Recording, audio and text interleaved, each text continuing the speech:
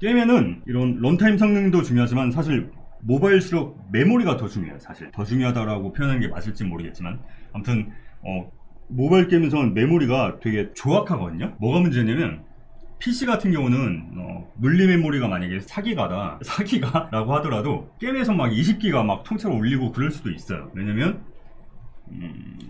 예를 들어서 윈도우 PC 같은 경우는 뭐 맥도 다 마찬가지예요. 그러니까 OS에서 가상 메모리 시스템이 있어가지고 가상 메모리를 통해서 물리적인 메모리에서 다 채우지 못한 데이터는 하드디스크 공간에 일부를 저장을 해놔요.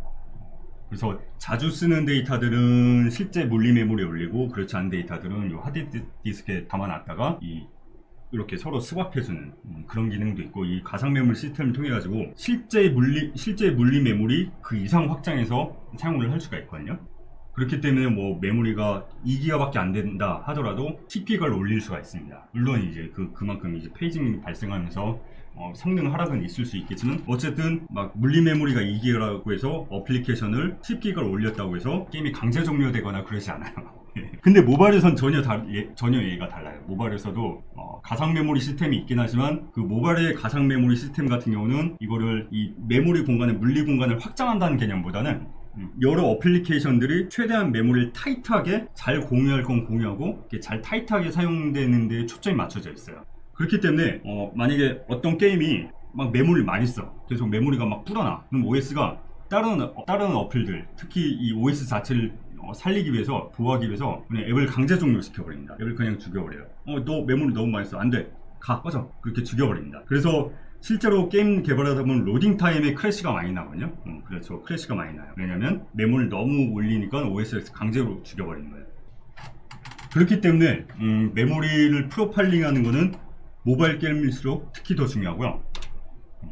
그래서 유니티에선 메모리 프로파일러라는 기능을 제공합니다. 그래서 이걸 한번 샘플로 좀 보여드릴게요. 코겐실 가지고 보여드릴게요. 메모리 프로파일러 같은 경우는 패키지 매니저에 가시면 받을 수가 있습니다. 패키지 매니저에서 메모리라고만 치시면은 시어 프리뷰 패키지를 체크하시는, 그래서 메모리까지라고만 치시면은 메모리 프로파일러를 보실 수가 있고 이걸 인스톨 눌러주면 됩니다. 어려울 거 없죠. 그렇기 때문에 정말 놀라운 툴이 설치가 됩니다. 그래서 이 툴을 통해서 텍스처 메모리, 뭐 사운드 메모리, 그러니까 사운드 리소스가 얼마나 메모리에 올라가는지는 웬만한 힘 메모리 쪽은 다 트래킹 하실 수가 있어요. 그래서 뭐 폰트라든가 아니면 그 스크립트까지도 다 트래킹을 하실 수가 있습니다. 그래서 뭐 우리 게임이 메모리가 문제다는 메모리가 도대체 어떤 메모리가 얼만큼 먹고 있는지 그런 것들을 다 확인을 하실 수가 있어요. 실행을 해볼게요. 이거는 고양이다. 나머노스 고양이. 갈 거야. 꺼져. 알았어. 갈 거야. 점프. 여기 들어오면 푸탈인가? 푸탈이야. 오. 빨리 빵야. 이런 식이고요. 여기서 애널리시스 메모리 프로파일러를 이렇게 엽니다. 그리고 캡처 플레이어를 합니다. 그래서 뭐 경고가 뜨는데 아무튼 오래 걸릴 수 있다. 알겠다. 스냅샷을 진행을 합니다. 그럼 이 결과물이 스냅샷이 떴어요. 그래서 이걸 오픈을 누르면은 조금 걸려요. 사실 이 데이터들 다 수집해 가지고 이거 그래픽을 표현을 해줘야 되다 보니까 조금 걸릴 수는 있어요. 그래도 조금만 인내하고 기다리시면은 이런 결과물을 확인을 하실 수가 있습니다. 지금 게임이 보니까 텍스처 툴이가 텍스처가 생각보다 많네요. 370메가 이상을 먹고 있습니다. 그래서 여기 클릭을 해보면은 도대체 어떤 텍스처가 먹고 있길래, 그러니까 라바, 엘리먼트, 이런 텍스처들이 한 큼지막한 것들이 몇 개가 있어요. 이거 그래서 듀라는 애를 필터링해서 텍스처 듀 해서 보니까 이게 사이즈가 4096이고, 그리고 아이폰 오버라이드를 안 해놨는데 아이폰에서는 오버라이드를 해가지고 주로 전 ASTC를 권장드리는데 그건 뭐 게임마다 다를 테니까 좋은 타이밍이에요. 좋아요. 그리고 구독, 알람 잊지 마세요. 그리고 결국은 얘가 텍스처가 커서 그렇고, 그리고 보면은 빈 공간이 많아요. 너무 낭비야. 그래서 여기 안에 뭐 다른 애들도 집어넣거나 아니면 뭐 스프레드 패커를 활용해서 빈틈을 좀 메꿔주거나 그런 식으로 활용하면 좋겠죠. 이런 식으로 메모리 프로파일을 통해서 어떤 메모리가 얼만큼 먹고 있는지 그걸 직관적으로 확인을 하실 수가 있고, 제가 지금 에디터에서 돌리고 있는데 제가 시간 관계상 에디터에서 돌리는 거고, 아까 말씀드렸던 것처럼 모바일로 띄워서 프로파일링 해보시는 게 가장 확실합니다. 그래서 질문 주신 것 중에 하나가 메모리 프로파일러 최적화 나온 김에 질문인데요. UV는 아틀라스 텍스처에 접근이 안 돼서 iOS에서는 울며 겨자 먹기로 텍스처 퀄리티를 16비트로 먹이고, 스프라이트 아틀라스 에셋이 있어요. 그래서 이 에셋을 쓰시면 질문 주신 게 해결될 것 같거든요. 그거를 말 나온 김에 보여드릴게요. 그래서 프레이스에서 스프라이트 아틀라스가 있습니다. 예전에 스프라이트 패커란 걸 이용을 했었는데 이젠 에셋으로 명시적으로 있다고 보시면 돼요. 그래서 EI인 위치로 가볼게요. EI인 데서 스프라이트 아틀라스를 만들고 이 아이들의 장치를 잡아놓을게요. 이렇게 직접 끌어다 넣으시면 되고, 이렇게 용도를 끌어다 넣습니다. 그리고 여기 지금 내가 안 켜놨구나. 예, 패킹 태그로 묶은 거랑 전혀 다른 시스템이에요. 새로운 이게 나온 지는 2년 정도 됐나? 2년 정도 되긴 했는데 기존의 스프라이트 태그로 묶는 거랑 전혀 다른 시스템이라고 보시면 됩니다. 그래서 지금 여기서 말한 것도 그거거든요. 아틀라스 패킹이 꺼져 있으니까 이걸 켜라. 에디트 프로젝트 세팅, 에디터에 가서 켜라.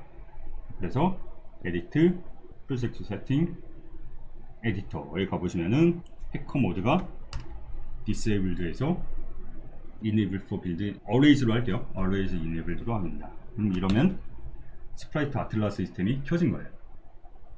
그래서 아까 메시지가 사라졌고 팩 프리뷰 여기 보면은 지금 이게 너무 많아서 40 그룹이 넘는다 라고 나와 있으니까 이거를 켜줘. 일단 임시로 이거 한 거예요. 이 크기로 하면 안 돼요. 8K로 하시면 안 돼요. 이건 그냥 결과물 보여드리려고 그냥 이렇게 킨 거고, 이 시스템을 사용하시면은 패킹을 할 수가 있고요.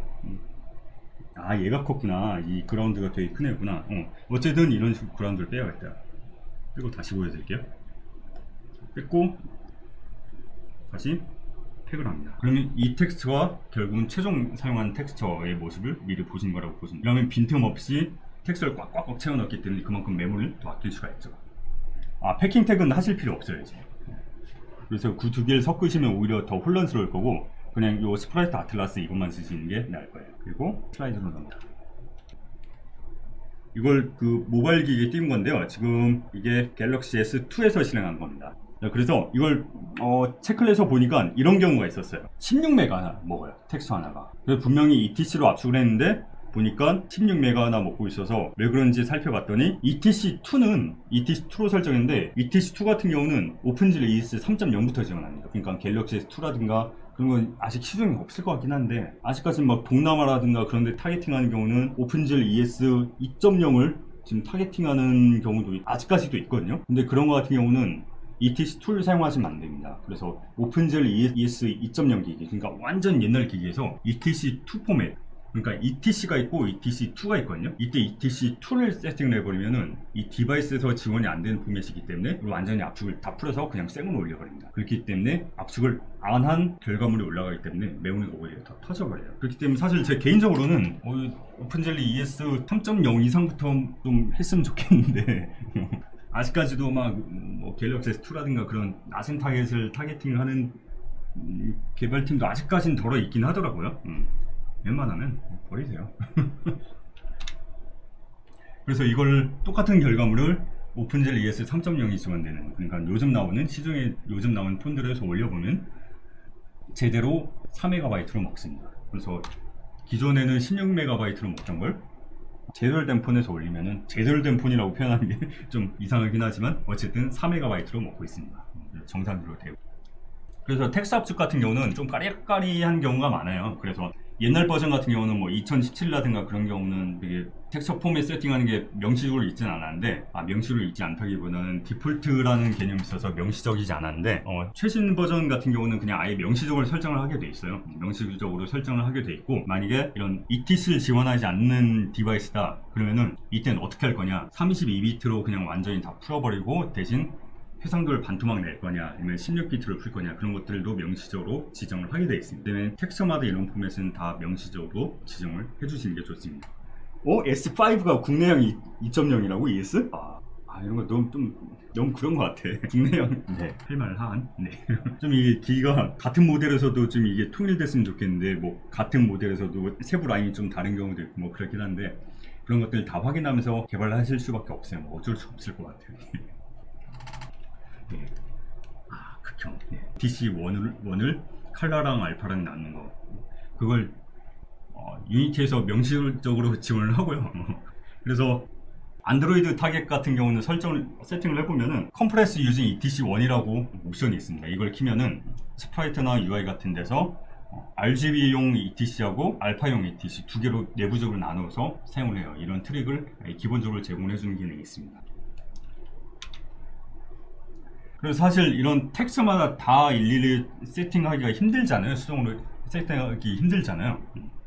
그래서 이걸 매번 한다고 해도 사람이 결국 직접 손으로 하게 되면 인간은 실수할 수밖에 없어요. 그래서 아예 이거를 SF 프로세스를 사용을 해가지고 아예 코드로 박아버릴 수도 있습니다. 안드로이드 타겟이다 그러면 무조건 1024로 걸고, 아니면 아이폰이다 그러면 아이폰도 1024로 걸고, 이 컴프레스를 뭘로 직접 명시적으로 지정하고 그럴 수도 있습니다.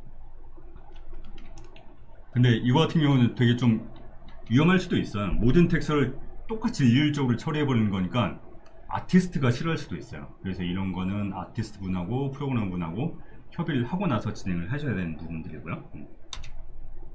그리고 오디오 클립 같은 경우도 오디오 클립도 올렸더니 4.6메가가 먹는 경우도 있었습니다. 그래서 보니까 이런 건 흔히 하시는 실수인데, 오디오 클립 같은 경우는 로드 타입을 설정할 수가 있거든요. 디컴프레스 온 로드 해가지고, 그러니까 로딩할 때 압축을 풀어서 올릴 거냐, 아니면 뭐 스트리밍을 해서 이 압축된 상태로 메모리에 올릴 거냐, 그런 것들을 지정할 수가 있는데, 디컴프레스 온 로드 같은 경우는 반응 속도는 빠르긴 하지만 그만큼 압축을 다 풀어서 메모리에 올리기 때문에 오디오가 원본 파일 같은 경우는 뭐 이제 270kB인데 올렸더니 메모리가 다 풀어서 4.6MB 그런 식으로 되는 경우도 있어요. 그래서 오리지널 사이즈 그대로 메모리에 올라가는 게 반드시 보장된다라는 법이 없거든요. 그렇기 때문에 이 로드 타입 같은 경우도 꼼꼼히 확인을 해주셔야 합니다.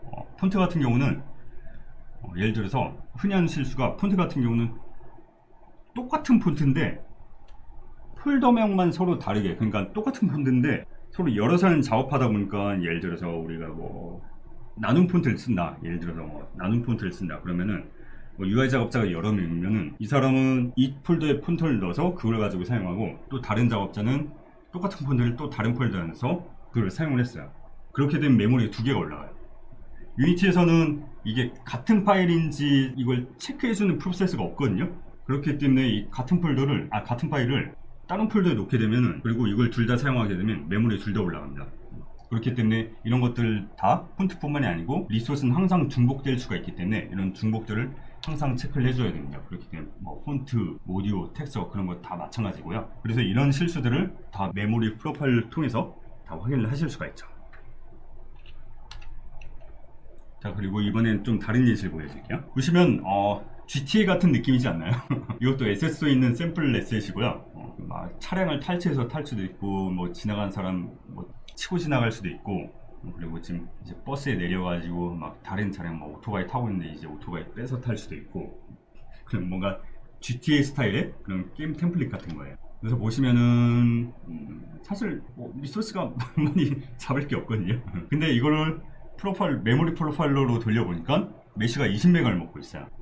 메시가 20메가를 먹고 있어서 살펴보니까 옵션들이 많이 있는데 Read Write Enabled라는 옵션이 체크가 되어 있었습니다. 이 옵션 같은 경우는 웬만하면 체크가 꺼져 있는 걸 권장드리거든요. 그래서 이거는 최신 버전에서는 이게 기본값으로 꺼져 있어요. 근데 최신 버전에서는 이게 꺼져 있고 2018라든가 그런 옛날 버전은 이게 기본적으로 켜져 있습니다. 이게 무슨 의미냐면 read write enabled라고 돼 있으면 이거는 스크립트, 그러니까 API를 통해서 이 메시에 접근할 수 있는지 아닌지를 체크하는 거예요. 그래서 만약에 스크립트를 통해서 이 메시에 뭔가 수정을 가해야 된다, 이 메시의 데이터를 읽고 쓰는 기능이 들어있다, 그러면은 이 기능을 키셔야 되는데, 사실 이걸 키게 되면은 GPU 메모리에도 데이터가 올라가고, 이거 읽고 쓰게 하기 위해서 CPU 메모리에도 데이터가 올라가거든요. 그러니까 같은 리소스가 CPU 메모리, GPU 메모리 중복돼서 올라가는 거예요. 그렇기 때문에 뭐 API를 통해서 뭐 메시를 건들 일이 없다 그러면 대부분의 게임에선 사실 이럴 리는 없거든요.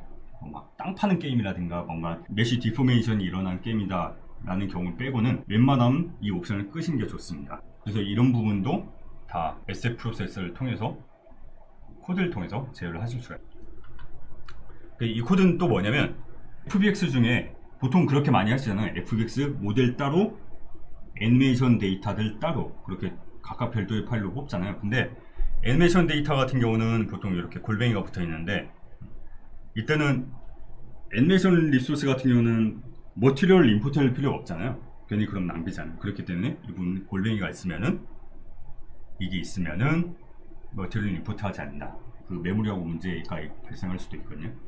그래서 이런 것들을 다 코드로 만들어 놓으면 사람이 쓸 줄 다 방지를 하실 수가 있어요.